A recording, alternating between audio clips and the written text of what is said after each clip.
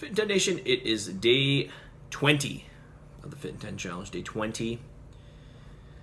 And I put up the Calendly link so you can book your body analysis scan for this weekend or maybe early next week.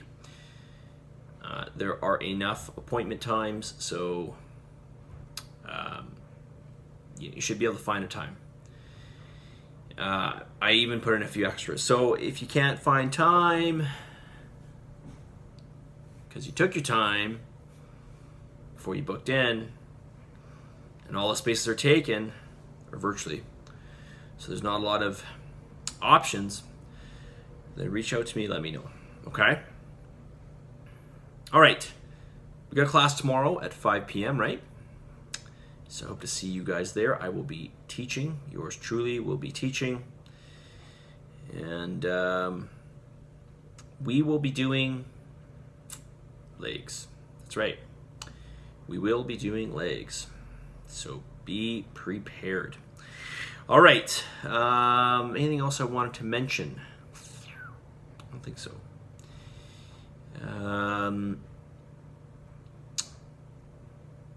With regards to your scans, I want to let you guys know that, usually your first scan is not always, but, usually your results are not exactly, what you hope for. But, and I kind of already alluded to this earlier because, you're learning the system and you're making a bunch of mistakes, and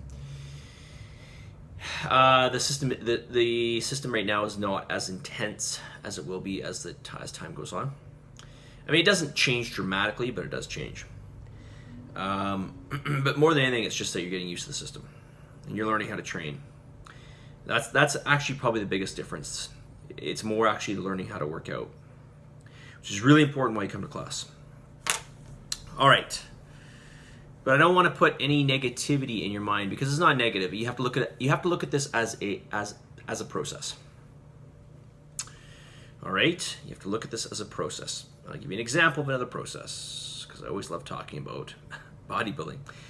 So when I'm bodybuilding, I'm on stage and I am basically pretty much fatless. Okay, I'm 5% body fat, but I am not 5% body fat right now, because I need to go through a building phase.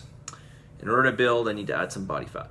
Okay, not too much, but I need to have some because, hormonally the body's got to be working, at its peak essentially. When you're training, you need to be able to nourish the body, and the body's got to have a certain amount of body fat in order to, in order to have your strength levels up and to have proper hormone levels, etc. So it's a process, right? So I have to go through a phase where I put on some body fat, I build my body up, and then, I peak it eventually when that show comes around. So, same with this process. You want to be looking at it as, everybody wants a direct return. They want to work out and then see a pound come off, or they want to work out for a week and then see 2 pounds come off. But it doesn't. It's not always linear. Okay. If I could graph it, it would go something like, okay, your results are on the y-axis, time is on the x-axis.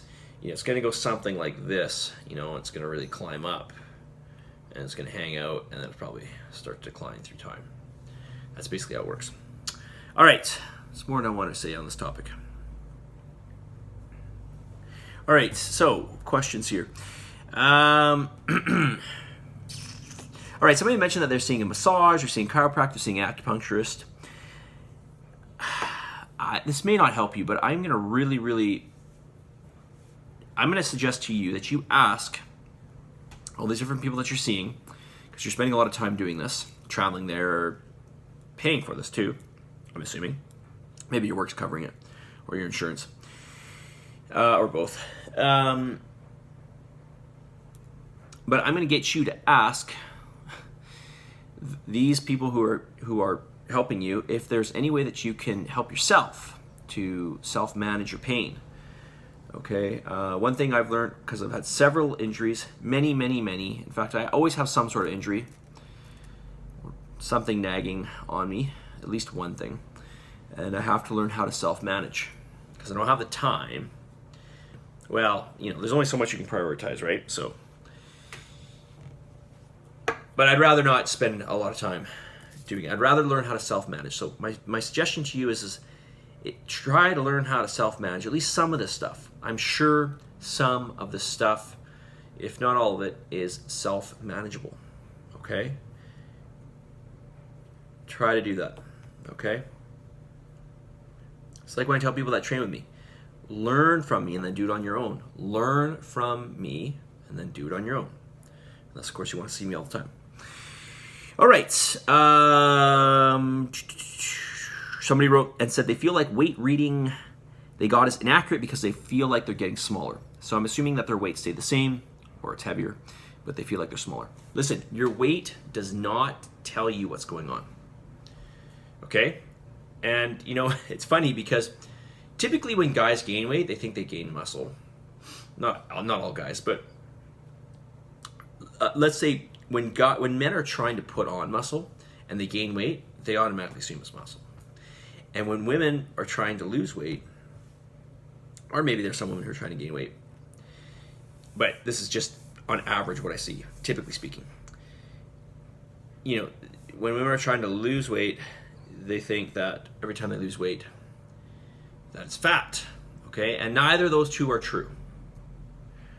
All right, so your weight can stay the same and you can lose body fat. That's my point. Okay, your weight can stay the same and you can gain muscle.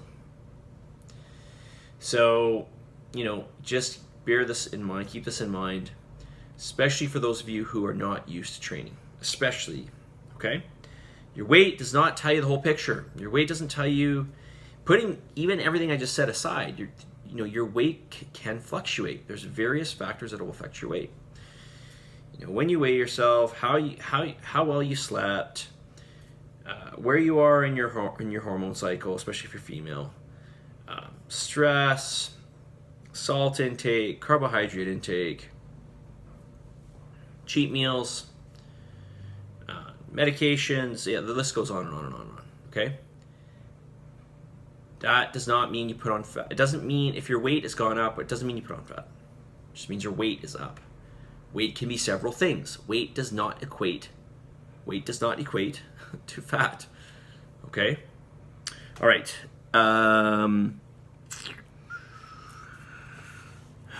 Somebody wrote they're struggling to meet their macros. Okay, I don't know if this means that you just aren't planning your food well enough, and then you're realizing at the end of the day, like, oh crap, I gotta eat like 100 grams of carbs, or if you actually mean you've planned all your meals and you can't meet your macros because you can't eat all the food, or you can't get all the food in for some other reason. I don't know what it is, but you're planning. So I don't know which one of those two it is.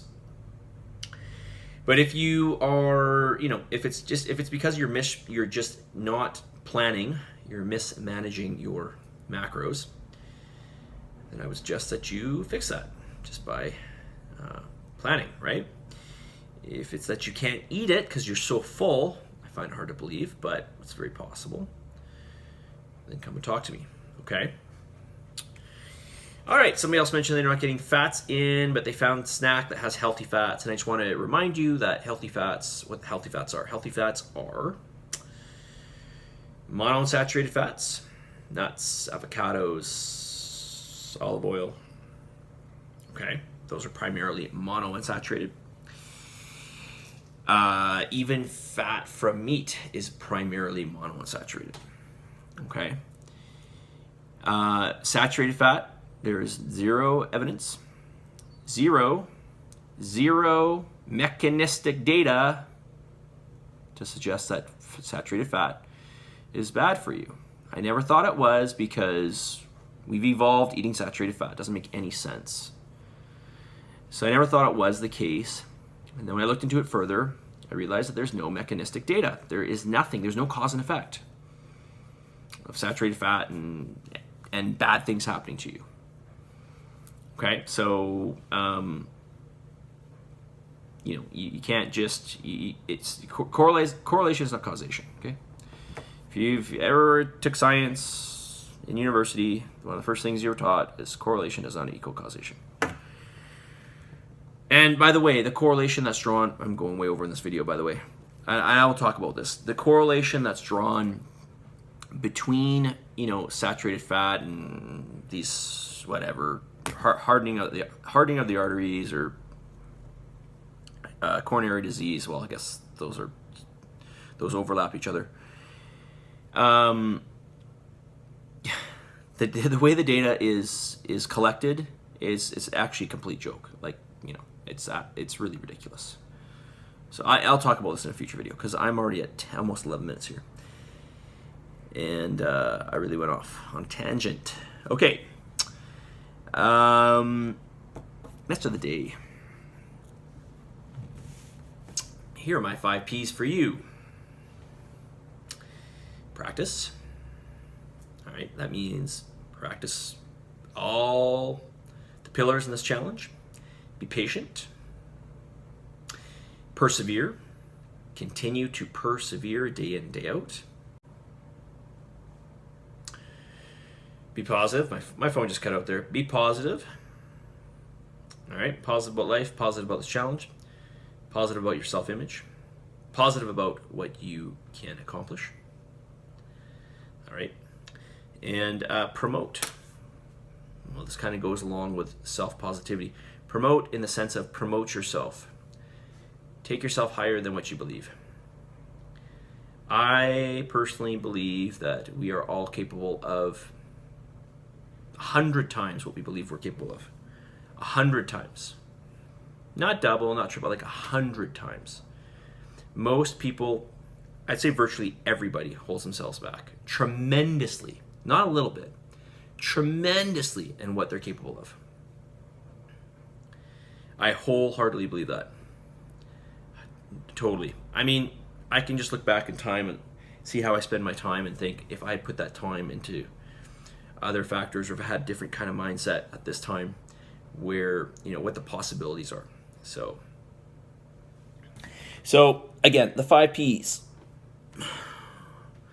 Practice the pillars of this challenge. Patience, be patient. Things take time. You didn't get to where you were in a week or 2 or 6 months or probably a year. It's probably been several years. So be patient, okay? Can't undo everything in a few days or a few weeks. Persevere. Do not give up. Persevere. This is the trait. This is the number one trait for people who are successful or who earn or who achieve. For those that achieve their objective that they're after, perseverance is the number one thing. I'm telling you right now. Remain positive, okay, and promote yourself. You are way more capable than you believe you are. I 100% guarantee you that. And I'm talking to each and every one of you. You are 100 times more capable than you think you are. All right? Now, that said, you're going to commit to this challenge, and you are going to always give gratitude, right? You're going to believe in yourself. You're going to keep that positive energy up high, right? And as I said, never stop believing in yourself. Promote. I'll talk to you guys all soon. One click. See ya.